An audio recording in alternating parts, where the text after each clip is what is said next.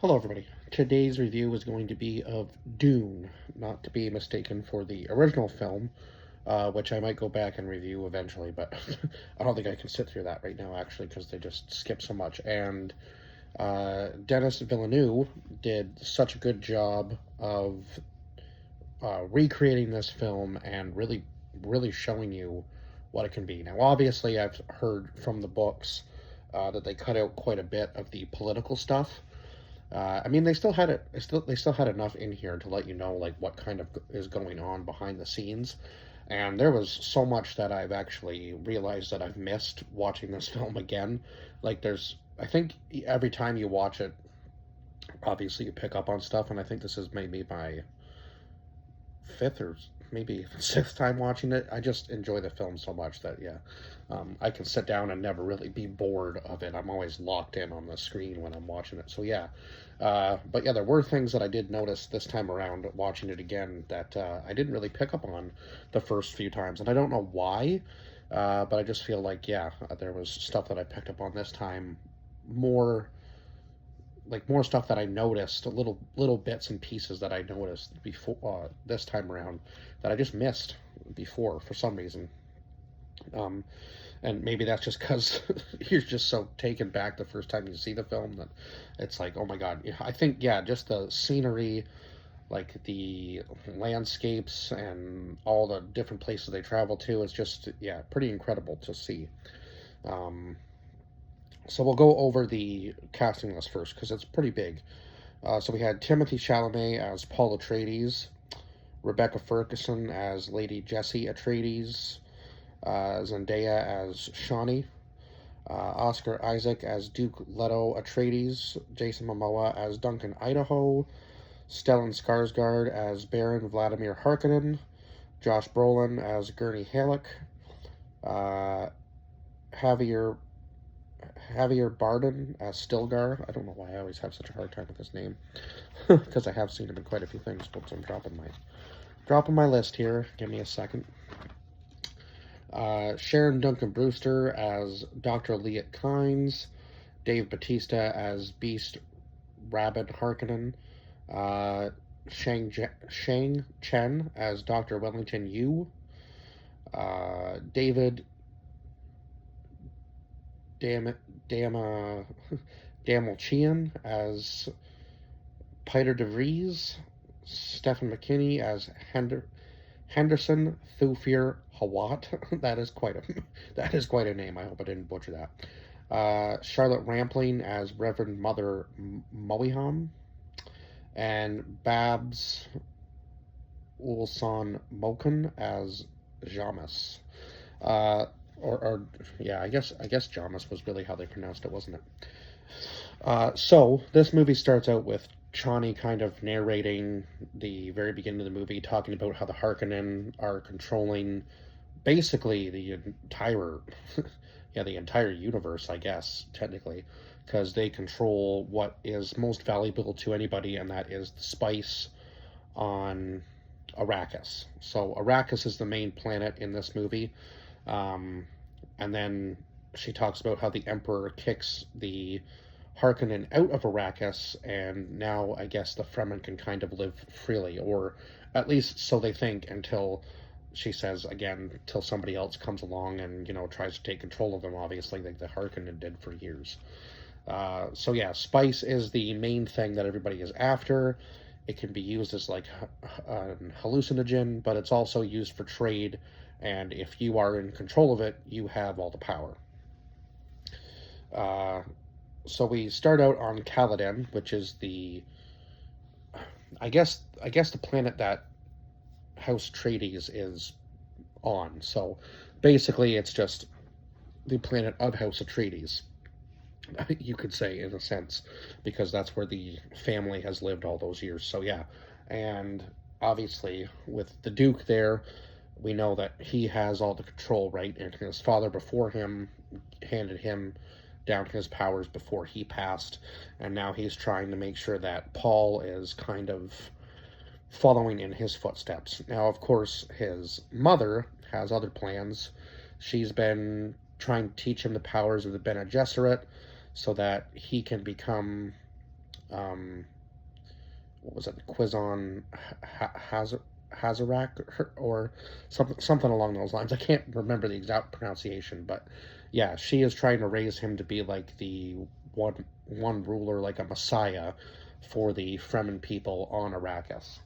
And it's working because the Bene Gesserit has been there before, so they're spreading their word slowly that he is going to be this all powerful person for them, right? And of course, obviously, the Duke isn't very fond of that.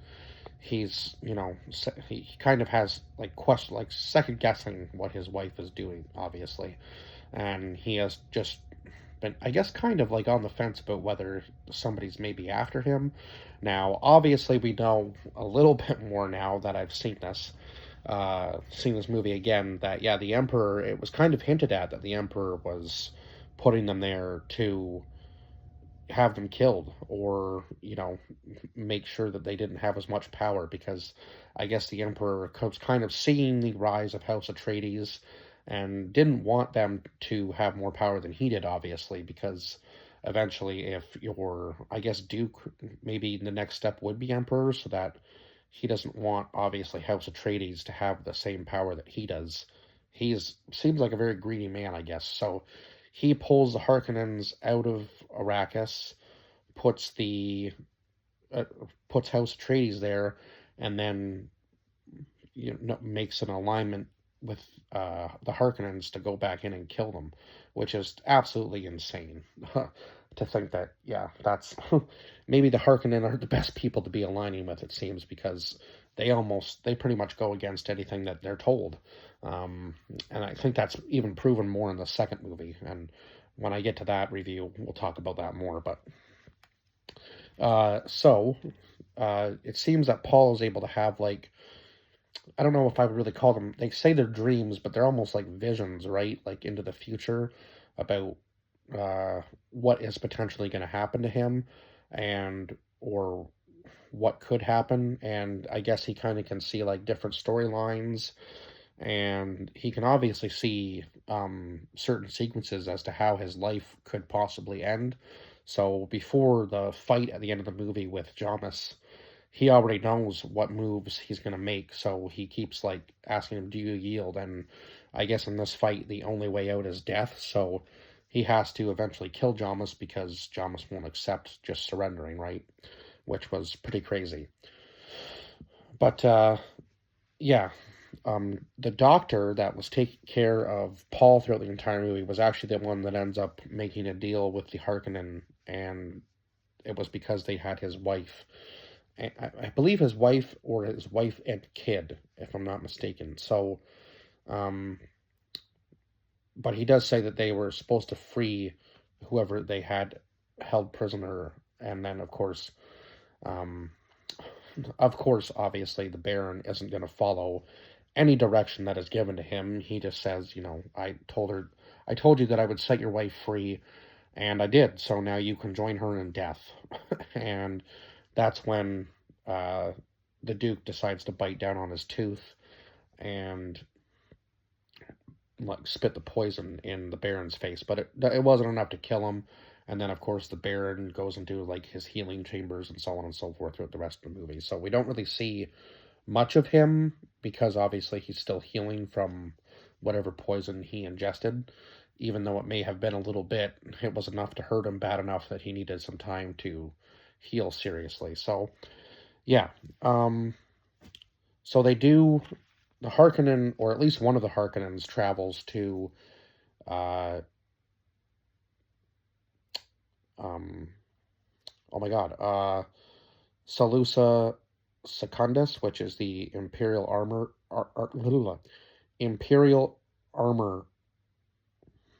Army planet. Why am I having such a hard time? So that is where the Sardaukar live, and they are the Emperor's main army. So I guess the Harkonnen don't think that they're going to have enough power to take out the Atreides by themselves. So they summon on the Sardaukar. Holy crap. I guess some of these names are hard to say, but yeah, bear with me while I try to pronounce all of them. So Duncan, of course, knows that who he's fighting against, and he warns Paul of the fact that the Sardaukar are here, and of course that he pretty much puts two and two together pretty quickly that he knows that the Emperor put them on Arrakis to kill them, which is absolutely crazy that he was able to figure that out that quickly. But I think he just knows that everything kind of went a little too smoothly with how things went, right? And then, of course, I guess the Harkonnen kind of keep their word about obviously not killing Paul or his mother, but at the same sense, they just kind of throw them out into the middle of the desert and hope that the desert takes them, right? Um, but probably maybe not the best plan to have. But I guess they were also trying to follow the Bene Gesserit's rule because they don't want to deal with what the Bene Gesserit could possibly do to them. So everybody has kind of like a higher power that I guess they have to listen to, and even the Harkonnen aren't all powerful, right? Like they have their rulers over them too. Like obviously the Emperor and the Bene Gesserit have some sort of power over them that they don't want to have to deal with. Uh, so yeah, they kind of listen, but they also slowly are going against what they're being told, because obviously the Harkonnen want all the power, and now that they're back in the spice production world, they can kind of have a little bit more power and control again, if that makes sense. Because obviously they didn't leave House Atreides with much uh, when they were dropped off on Arrakis. And that maybe should have been a red flag to House Atreides right from the beginning that, the Harkonnen left them with nothing. Because to me, that would have felt a little bit off. Because obviously, if the Emperor wanted you to take over, he would, you would think he would provide you with the right amount of tools and obviously a pretty abundant supply of spice already stored in order for you to have the power to, control Arrakis, right? Now, obviously, the Duke didn't want uh, any power over the Fremen. He wanted to be one with them, right? Like, he wanted them, like, you have your land, and I just kind of harvest the spice from it, sort of thing. Like, I'll leave you alone if you leave me alone. Like, that was pretty much the Duke's, the yeah, that was pretty much the Duke's, what's the word I'm looking for? Stipulations. Now, obviously, the Harkonnen, when they take back over, he says that uh, he wants his son to push really hard, and he wants all of the Fremen dead. So they're gonna hunt tooth and nail through the entirety of Arrakis and try to kill all the Fremen. Now, the Harkonnen clearly didn't do a very good count of how many Fremen there actually were on Arrakis because they said the number was like 50,000. And I believe that, um, yeah, I believe that they said like a very small number, like 50,000 for the entire planet. And just from their, oh my God, just from their one conversation with Stilgar, they realized that the number could be over 1 million Fremen living throughout the entire planet because they have like the obviously like the Fremen in the north and the Fremen in the south. So I think it was, yeah, like Stilgar's people um believe in the one true Messiah, right? And I think the people from the like Shawnee's people don't really believe the same thing as Stilgar. So they're kind of battling within themselves too, right? Uh, but they're all connected in some sort of way. And they do explain that obviously more in the second movie as we go. But yeah, I definitely picked up on the fact that the Baron was talking about how it wasn't necessarily a friendly thing that the Emperor was doing. The Emperor was doing for the Atreides, and that just goes to show you. That just goes to show throughout the film. And another thing I will notice, or I will make note of, is that Paul's costume changes throughout the movie. He kind of goes from like dark to light in the very beginning of the film, but then as he's after his father dies and he's out in the desert with his mom, it kind of shows like how much power he actually has, because even the sandworm stops for him. So you can kind of tell that it's leading up to him being an all-powerful being for the Fremen. And it does show him fighting for the Fremen, even in like some of his visions that he has. So yeah, I think he knows that something's going to happen, because he talks about a war in his name and so on and so forth. And it even shows him and Shawnee together when it seems like he's almost at like full power, or like, or he is the ruler, uh, or he is the true Messiah, like the one at that point in time. Now, obviously, I don't really think he knows exactly how his path is going to go, but he does say that his path leads him into the desert, so he does at least know that much. Um, and yeah, he does say that his father wasn't here, uh, for any riches or anything, or necessarily the spice. He was just there to be like one with the people and learn about the desert power. And there was even hints like to the riding of the worms, like in the second movie. Um, there were subtle hints that I like again that I missed. You never really think about it until you've actually seen parts 1 and 2. But yeah, there were little subtle hints in the movie, and even him uh, wearing the still suit. Um, he knew how to like tuck the boots the proper fashion and all that sort of thing. So yeah, and then the doctor, where is she? Where'd she go? Maybe she was on the first page. Uh, crap. Um,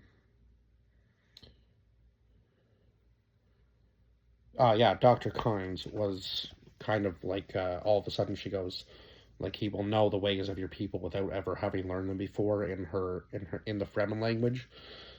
So yeah, it was kind of crazy to see that she was slowly believing in what he was, I guess. And she says that she's welcomed in both places, like which I didn't really understand, I guess, but I guess she means that she's also like she's welcome with the people, but she's also welcome with the Fremen. It's kind of weird, and she does know that I guess she knew a little bit more about what was going on than she let on, because uh, the the Sardaukar say to her that she betrayed the Emperor, and she says she only has one true ruler. And then she gets them eaten by the sandworms. That was pretty cool. Um, Now the sandworm eats the one harvester too, so that was a pretty big moment. Now you don't really see much of the sandworms in this movie, and I will say I believe Dennis Villeneuve does such a good job with such a low budget of making everything look just spectacular. Like from the ships to the sandworms to the landscapes, like everything just looks so good. And I think it really does show that you could have a lower budget for a movie and still make it really, really, yeah, and still make it look incredible, like exceptional. So yeah, I think some people need to really take notes, because uh, I don't think there was. Now I can't really say much for the CGI in this movie, but everything looked flawless. Like now, I waited so long for this movie. Like I think 2018 was the first trailer, and I believe it released in 2021, and then we waited 3 years before. Uh, I think we waited 3 years between, and now we're waiting at least two, because it says 2026. So even if it gets delayed, I won't be mad, because the longer they take to really perfect this third film, the better it will be, right? Uh, so yeah, I don't mind film delays, because it gives them time to really work out like kinks and stuff and make the film even better. So I think I think I've gone over everything that I possibly can in this film, and I don't think I said my rating, which is 10 out of 10. So now I do know this is Dune. It says Dune, but I will be marking it down as Dune Part 1, because I guess Dune Part 1 and then Dune Part 2, and then I'm not really sure. It seems that it might be just the Dune Part 3 had Dune Messiah on it, and now it just has Dune Part 3. So I'm not sure whether we're getting like a Part 3 and 4, even maybe. Like, there's so much, I guess there's so much content, or so much stuff, content stuff to go through from the book that, yeah, you could probably make like 3 or 4 good solid films out of this, and they could all be 2 to 3 hours long, and I would not even be mad about that. So, yeah, but I guess, yeah, I believe I've explained everything that I possibly can. I don't think I missed anything that I wanted to talk about. So I will see you guys in the next review. Bye bye for now.